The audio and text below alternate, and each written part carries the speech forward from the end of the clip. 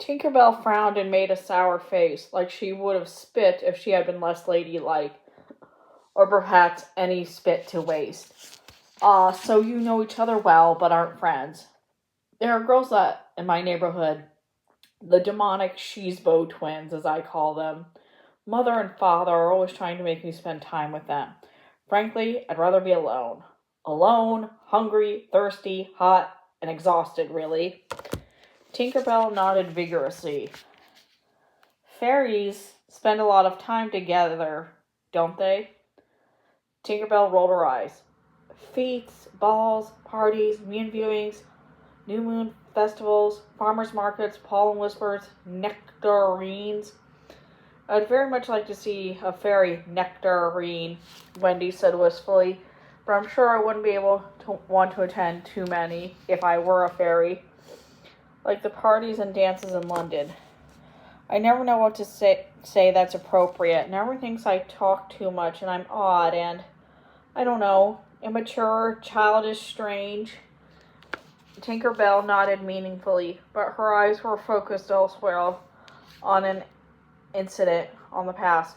I guess neither you nor I have any female friends. Any really? Tinkerbell slowly nodded, shook her head. What about the lost boy, or girl, Skipper? Tinkerbell shrugged. Lost boys. You know, they're friends, but not friends. I do understand, Wendy said with a sigh. There are booksellers' nephews and vendors at the market, but no bosom companions. Tinkerbell looked down at her chest, frowning. I mean, very close friends. You know, someone you who tell your secrets to, always love you no matter what stupid things you say or do, or will always be there to save you no matter how mean you've been. And for once, Wendy had sense to just nod and smile and not say anything. Ahead, the canyon opened up wide and flat. It's traveled into the heart of the mesa, inviting, strangely clear of even the hardiest scrubby plants, almost paid in alternative ribbons of soft silt and pocket sand. Very easy to walk on. Tiny polished pebbles congregated in delta formations in the middle of the path and along the edges. Peculiar, Wendy said softly, almost like the bottom of a stream without a stream on it. Yes, that's exactly what it's like. Like we're walking in a stream that isn't here. What do you see? Tinkerbell shrugged. Mud. You're walking on flat rocks just above mud. Your feet are getting filthy. Well, whatever it is, sounds like a road to me. Let's take it. Tinkerbell nodded. One very suspicious rock guarded the entrance of this new path. A boulder perched on a pedestal with a strange, intelligent look about it. Much, much smaller than the monoliths that had dotted desert earlier, or the one that had spoken to them. Still, the way gently twisted and turned, the high stony walls above them copying its movements in folds and wrinkles. But the rocks, the sands, the scattered plants, the strange shadows, they all looked more or less exactly the same no matter what they were. There were no discernible feelings of progress. This was more than Wendy had ever done at once, and all without her shadow. At some point, she realized she could barely feel her legs. Sometimes when she put her foot down, she misjudged the distance and stepped bone-jarringly hard on the ground. Sometimes she felt the world tilt. The inside of her mouth was rough and painful like sandpaper, but she feared spitting the dust out, afraid of losing any kind of liquid at all, since they had nothing to eat or drink since that ruby fruit. And while Wendy didn't like spending too much time dwelling on the functions of the body, it's been a long time since she had needed to use the loo. Tinkerbell, I need a break, she admitted. The fairy nodded glumly. Her hair was limp and her wings drooped and she didn't jingle. They found a large shadow, cast from who knew what object, to collapse in. I think this is kind of an oubliette, Wendy admitted after they both sat there silently for a moment. A trick of the first. There's no end or escape. I put these stories into now and then. Past, which I think look useful but lead nowhere. Tinkerbell nodded reluctantly. She had come to the same conclusion. This is so frustrating, Wendy suddenly shrieked, using a bit of energy to kick the canyon wall. We can't be here. We have to hang out here, saving Neverland. The fairy was silent. You haven't said anything at all about the danger your whole world is in, Wendy pointed out, somewhere between curious and peevish. Without Peter, it's like you don't have a world anyway. Yes, I understand. Wendy sighed and put a very careful finger on the fairy's hand. I'm terribly sorry about him and everything, but I'm not sorry we're together. Imagine if you had to face this alone. Tinkerbell shuddered. She looked up at Wendy with something approaching chagrin. I'm very glad you're with me, and not just because you saved me. Those first, huh? Wendy said wryly, trying to keep her humor. Nice gods, those lots. Tinkerbell was silent, neither agreeing nor disagreeing. Then she frowned. Yes, what is it? They said there was nothing else you could do for yourself. Perhaps you can see if it really is true. They were talking about whether I could change anything back in London, if I could fix our world, and therefore make changes here. But then they said goodbye and left us here, and you said this could be a test. What if they meant perhaps you should see if you can change anything or figure out anything here first? Oh, Wendy said, and she thought about it. Once she quieted her initial immediate objection, the idea sort of tasted right, like something that would happen in an adventure story. Villains who turn out to be not villains at all, really just helpers on the hero's path to heroism. What seemed like a serious setback is actually a test to see if the hero is worthy enough to proceed with the rest of her quest. Basic storytelling, really. Maybe you're right. If I can get us out of here, I can get Peter and the Shadow back. If I can do that, surely I can say Neverland. Tinkerbell nodded vigorously. Wendy's face fell. Only I've never really done anything real. Solve any real problems or puzzles. What can I possibly do? There are no obvious riddles to solve here. This isn't a labyrinth. There isn't an actual villain to test my strength against. All of my skills are imaginary, and all my real talents are useless. Mend a skirt, run a house, stare out the window dreaming. Which do you think would help us here? Dreaming. You can tell us stories. Oh, please, that's nothing. Anyone can tell stories. No, stop it. You told stories so wonderful that Peter Pan came to listen. Stories about himself. You're telling stories invited Neverland into your home. Wendy blinked. I suppose that's true. I never considered it that way before. If I hadn't told stories about Peter Pan wouldn't have come, which is an odd thought in itself. But if he had come, he wouldn't have lost his shadow, left it. And then I wouldn't have traded it to Hook to come here. What a strange series of events. It's all because I tell stories. But how does it help us now? I just can't make up a story about us escaping and have it come true. The fairy looked at her thoughtfully. What happens in your world, the dreams of your world, affects our world. And we are in the land of the first, the origin and heart of Neverland. Oh, I see what you're saying. My stories change and shape Neverland, and other children's do too. So perhaps I could directly alter myself? Tinkerbell shrugged. Why not? It's worth a try, Wendy said, growing excited. Let's see what I can come up with. All right, here goes.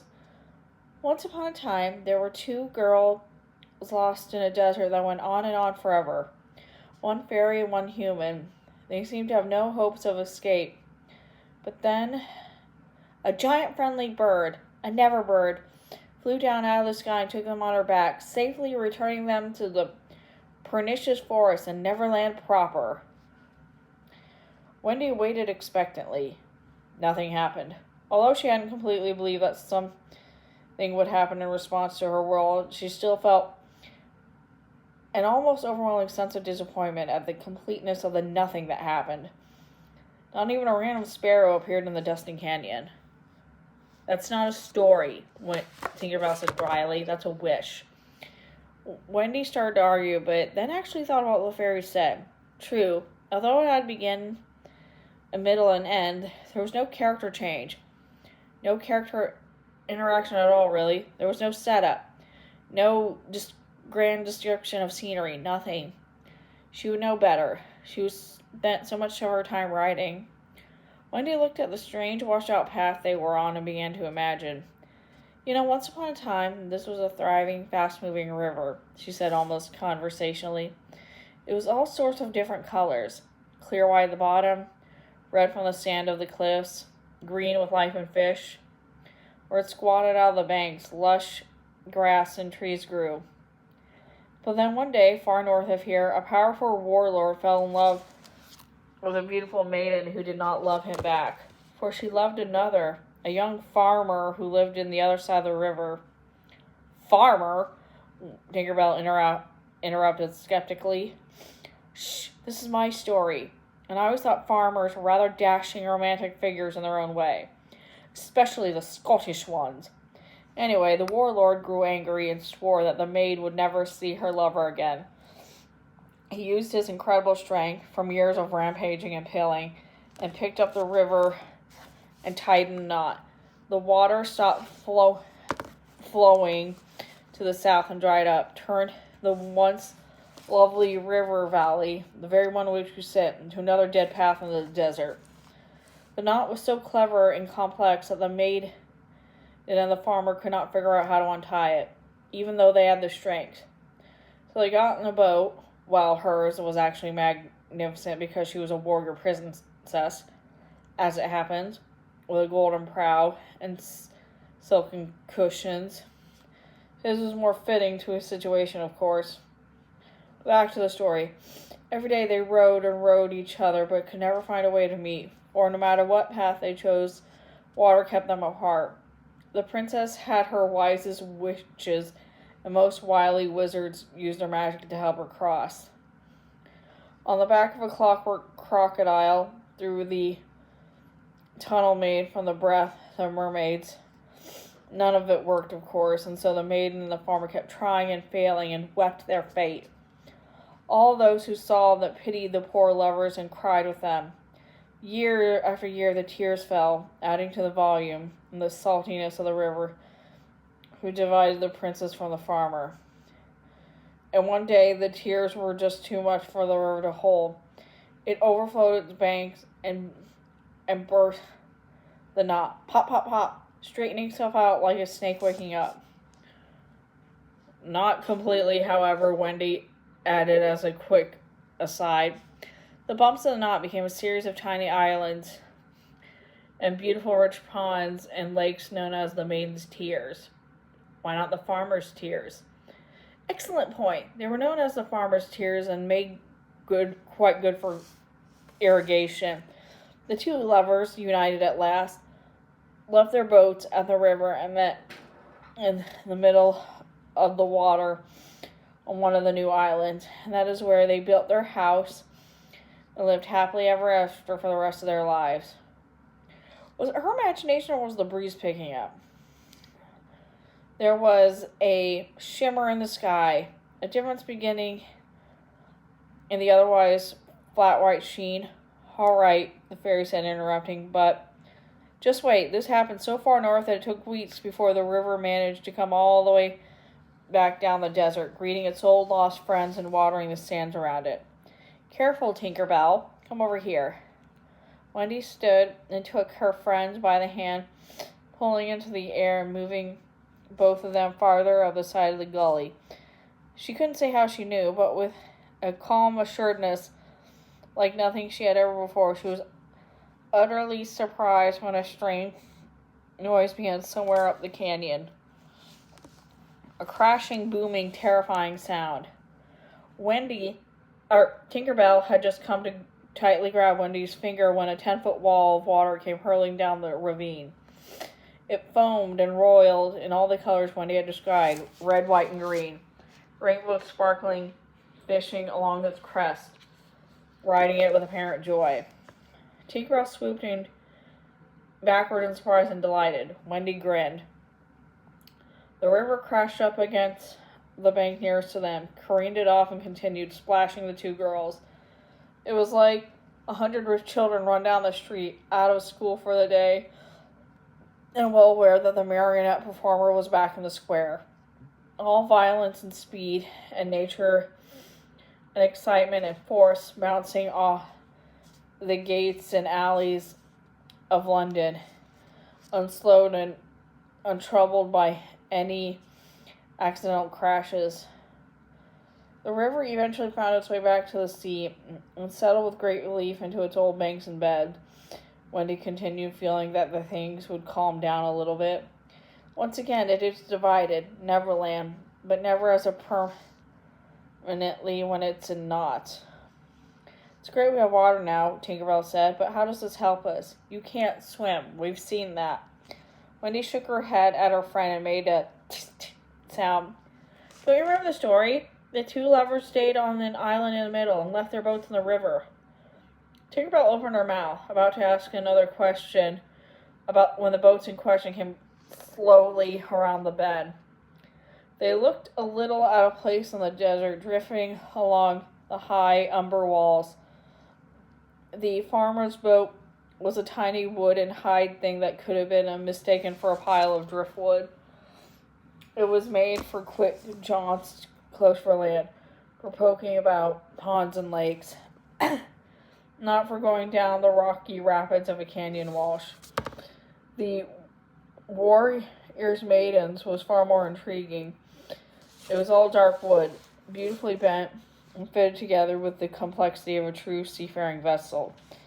Intricate gilding carving covered the brow. Gunwale was painted a bright cherry blue. A pole stood up in the back for steering. While there was no cushions left, they looked like they had been ripped out by an incredibly rough journey. The benches looked comfortable enough. Tinkerbell clapped and jingled for her approval. The boat seemed to sense their need and nosed its way back the current over to their bank.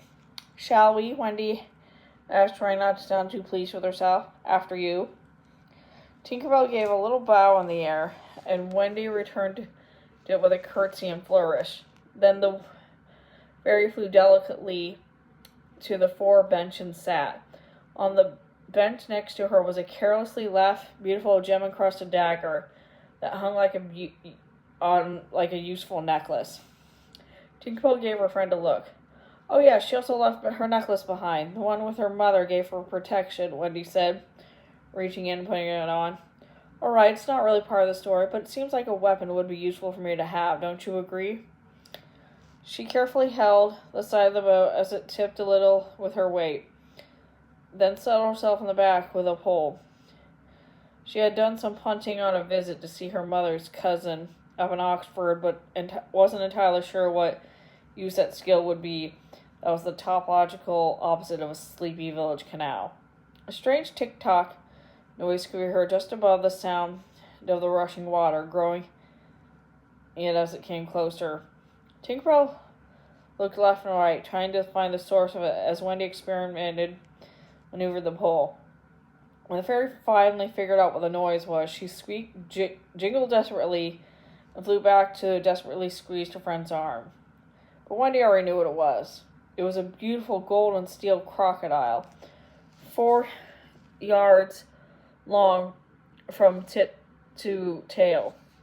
It skimmed the water, its black nose and glass eyes just sticking out of the surface, its sparkling, maniacal tail wishing back and forth rhythmically. It smiled at the girl with clear crystal teeth. Oh yes, that's the clockwork crocodile, now free from its previous task. The toy beast sought its way downstream to find other people in need of help, and I dare say we might have used the crocodile somewhere along the way. Against pirates, maybe? One particular crocodile-fearing pirate? Tinkerbell stared at her friend and newly discovered admiration, and the teensiest bit of horror. You've changed, girl. Wendy smiled as she pushed the boat from the bank. There was more to her than just manners and wishing, as her little fairy friend had pointed out. A whole new world of Neverland was inside Wendy. with beasts as well as fairies. That's the end of that chapter. See you later.